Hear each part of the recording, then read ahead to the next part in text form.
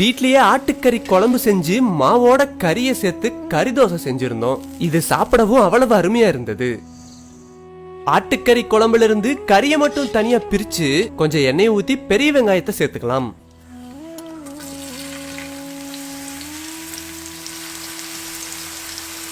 இப்ப கொஞ்சம் கறிவேப்பிலை, உப்பு சேர்த்து வெங்காயத்தை நல்லா வதக்கிட்டு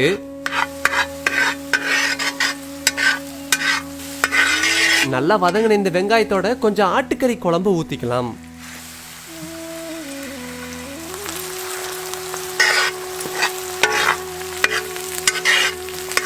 இப்ப நம்ம தனியா எடுத்து வச்சிருந்த ஆட்டுக்கறியவும் இது கூடவே சேர்த்து நல்லா வறுத்து எடுத்துக்கலாம்.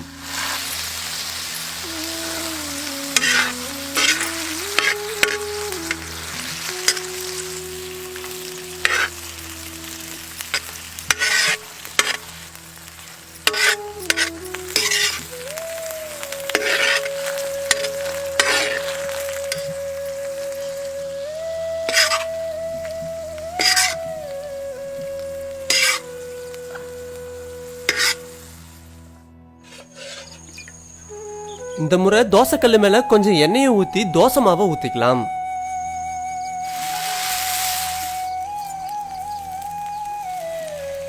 இப்ப மாவுல கொஞ்சம் ஆட்டுக்கறி குழம்பு ஊத்தி நம்ம வறுத்து வச்சிருந்த கறி சேர்த்துக்கலாம்.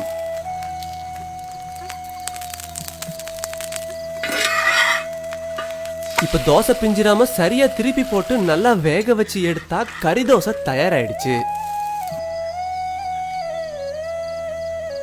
இந்த முறை முட்டையை சேர்த்து செய்ய போறோம்.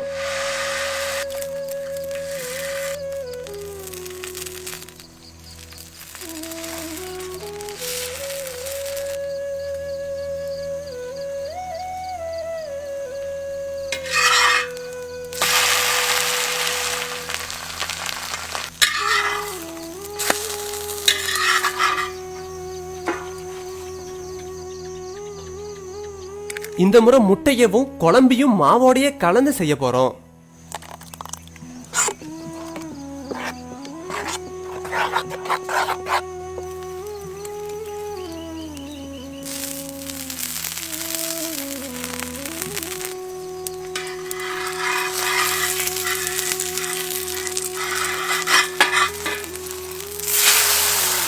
மூணு விதமா சுட்ட கறி தோசை இப்ப சாப்பிட தயாராயிடுச்சு.